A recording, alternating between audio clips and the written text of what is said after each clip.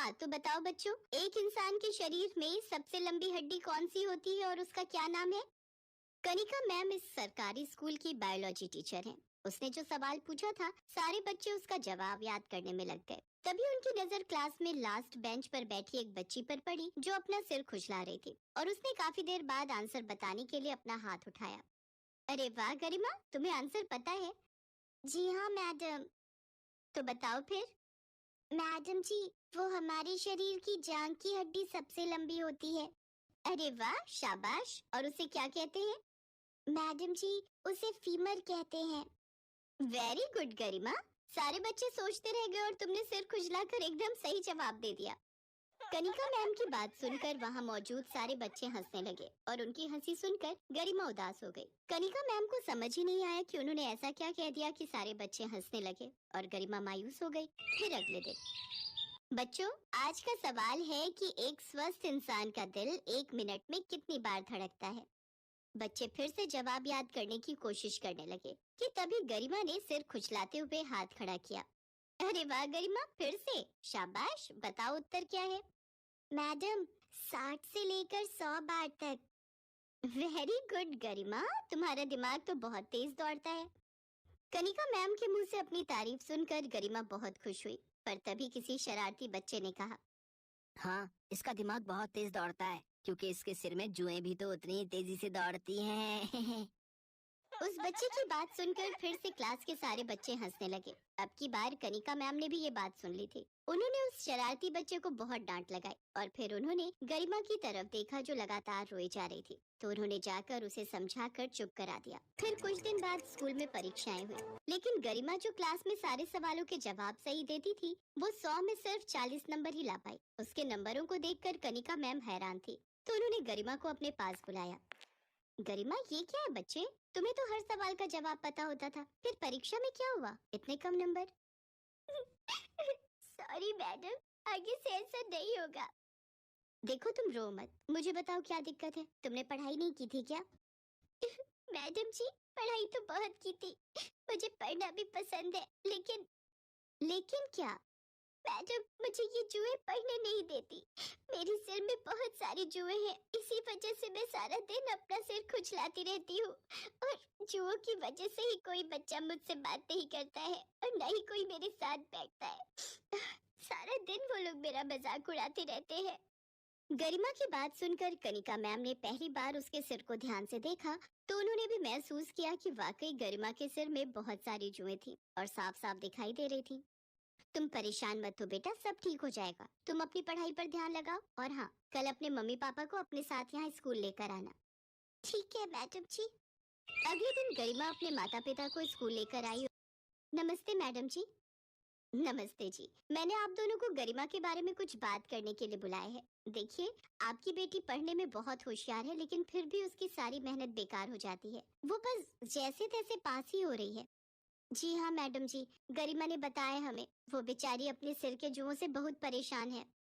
गरिमा ने हमें बताया था कि वो सारा वक्त अपने सिर में खुजली करती रह गई और उतने में पेपर का समय पूरा हो गया, जबकि उसे सब आता था, पर फिर भी वो सब कुछ नहीं लिख पाई। हाँ, तो यही तो मैं आप दोनों से कहना चाहती हूँ कि गरिमा को अपने सिर की सफाई रखनी चाहिए और आप दोनों को इस बात पर ध्यान देना चाहिए।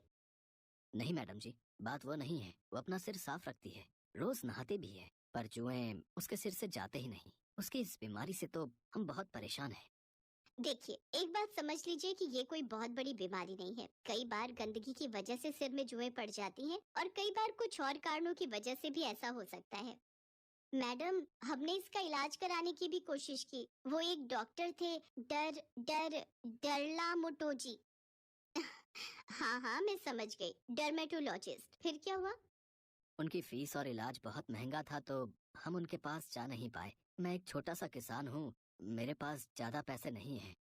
अच्छा, एक काम कीजिए, मैं ये पता लिख कर दे रही हूँ, आप उन डॉक्टरों से मिल लीजिए। ये भी डरला मोटोजी हैं। हाँ हाँ, ये भी वही है और बहुत अच्छे डॉक्टर हैं। पर मैडम जी, इनकी फीस। आप फिक्र मत कीजिए, वो मेरे पति हैं, आपसे इलाज के पैसे नहीं लेंगे। कनिका मैम की बात सुनकर गरिमा के माता पिता को बड़ी राहत मिली। अगले ही दिन वो गरिमा को डॉक्टर आकाश के पास ले गए। डॉक्टर साहब नमस्ते। नमस्ते। डॉक्टर साहब, वो हमें मैडम जी ने भेजा है। अच्छा अच्छा, तो आप गरिमा के माता पिता हैं और तुम गरिमा होगी, है ना? जी सर। आओ भाई गरिमा, यहाँ मेरे पास आकर बैठो। देखें तुम्हारे सिर की क्या हालत है। डॉक्टर आकाश ने गरिमा का सिर पकड़कर उसे अच्छे से देखा और फिर, देखिए ये गंदगी की वजह से नहीं है, बस थोड़ा सा इन्फेक्शन है। ये जुएं आम शैम्पू या घरेलू नुस्खों से नहीं जाएंगे। अब तो फिर डॉक्टर साहब, क्या इसका कोई इलाज नहीं है? अरे अरे घबराइए नहीं, ऐसा कुछ नहीं है। मैं कुछ दवाई और लोशन लिख कर दे रहा हूँ, बाहर स्टोर से ले लीजिए।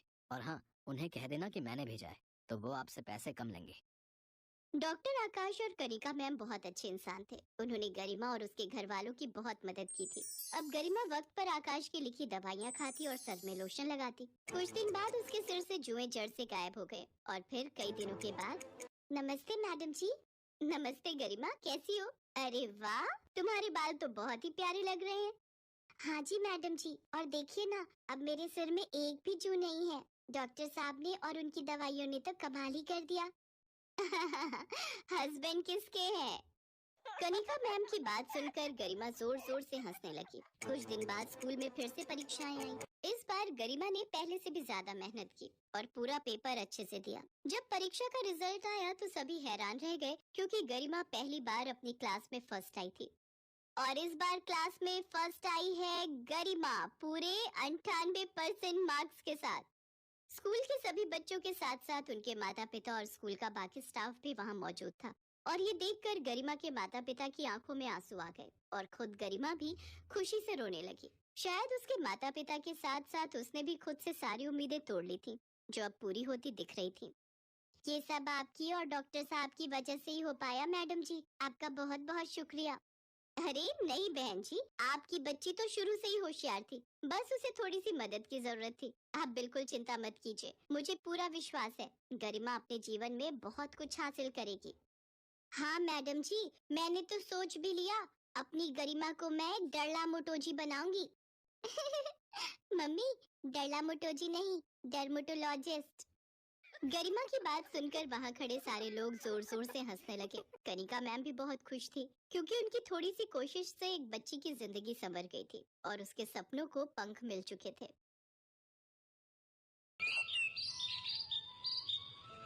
पारुल 10 साल की एक बहुत ही मासूम लड़की थी।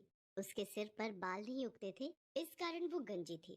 आस पड़ोस, रिश्तेदार और स्कूल में सब पारुल को गंजी या फिर टकली कहकर बुलाते थे। कभी कभी इस बात से पारुल बहुत दुखी हो जाती थी। ये देख पूजा, मेरी मम्मी मेरे लिए कल मार्केट से न्यू हेयर पिन लेकर आई है। अरे शीतल, ये हेयर पिन तो बहुत सुंदर है, मुझे ऐसी पिन्स मंगवा देगी? हाँ हाँ, क्यों नहीं। अरे संभाल कर, देखा जमीन पर गिरा दी। ओ गंजी, इधर आ।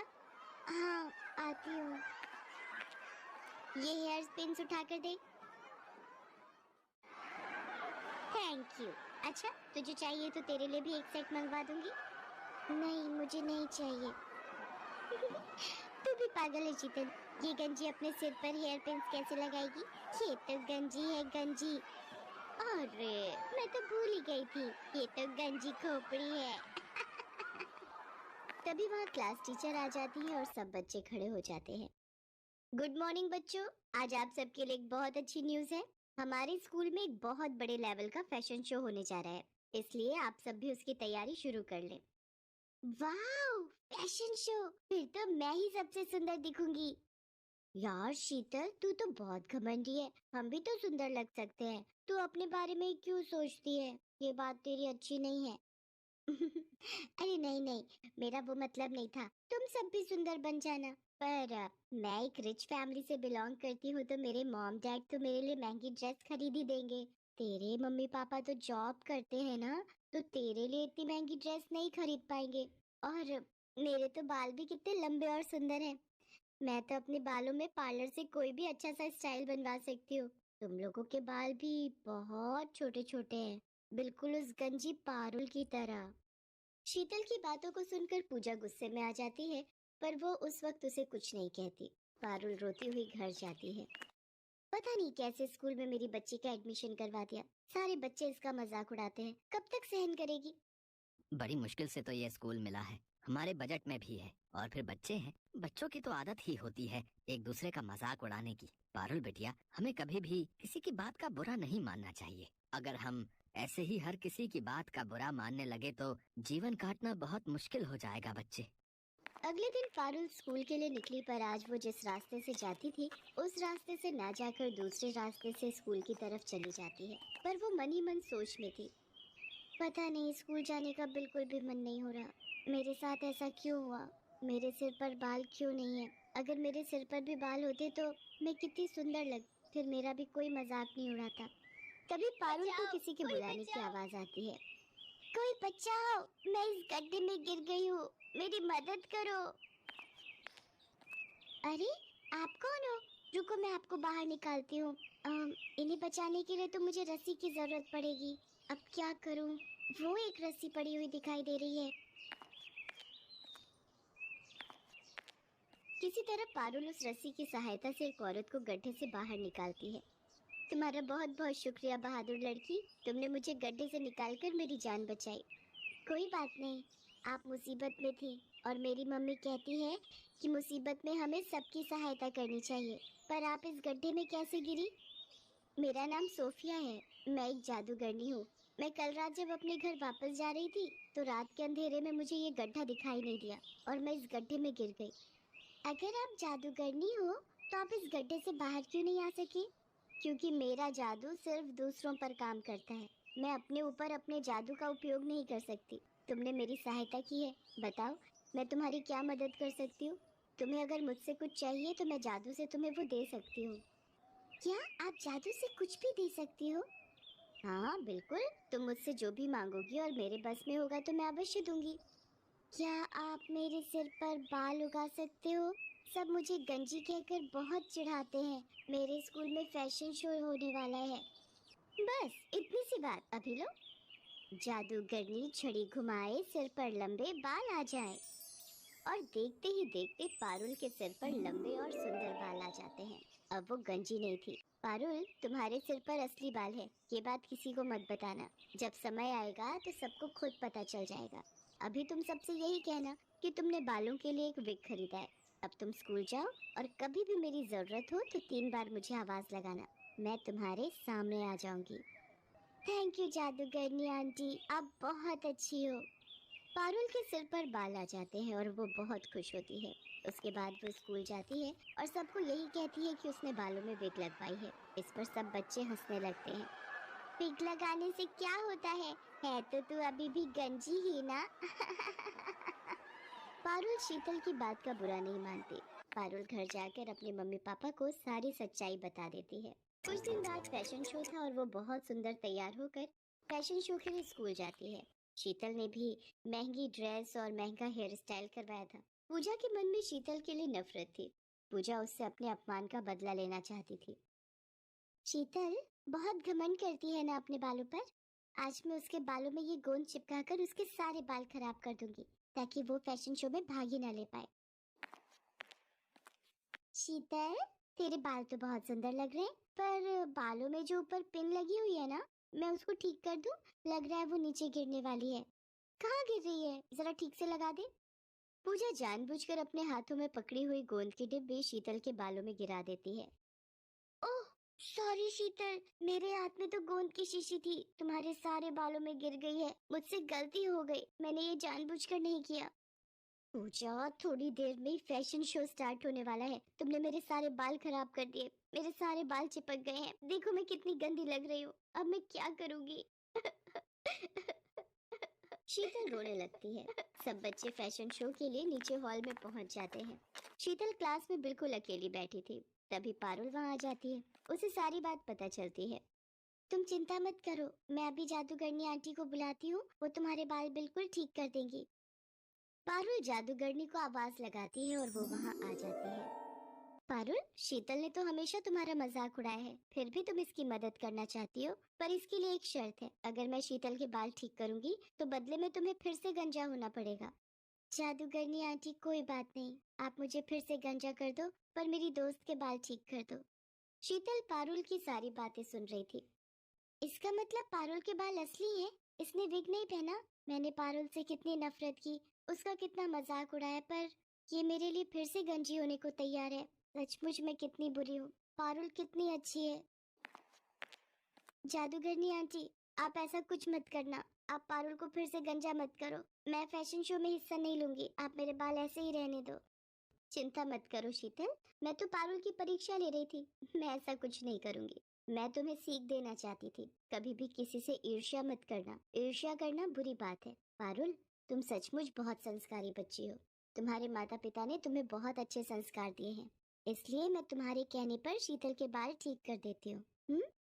जादूगरनी शीतल के बाल ठीक कर देती है। मुझे माफ कर दो पारुल, मैंने हमेशा तुम्हारा मजाक उड़ाया। मेरी अपनी दोस्त पूजा मेरे साथ गलत कर गई। मैं सबको बताऊंगी कि तुम बहुत अच्छी हो। पारुल, अब मैं चलती हूँ। अब मैं कुछ समय के लिए यहाँ से दूर जा रही हूँ, इसलिए मेरा तुमसे मिलना नहीं हो पाएगा। मैं जब भी वापस आऊंगी तो तुमसे जरूर मिलूंगी। पारुल और शीतल दोनों मिलकर फैशन शो में हिस्सा लेती हैं। शीतल सबको पारुल के बारे में बताती है। शीतल ने पूजा से बात करना बंद कर दिया था, क्योंकि पूजा ने जानबूझकर बहुत बड़ी गलती की थी। उस दिन से पारुल और शीतल दोनों अच्छी दोस्त बन जाते हैं। पारुल ने हमेशा दूसरों की मदद की, और जो दूसरों की मदद करता है हमेशा उसके साथ अच्छा ही होता है।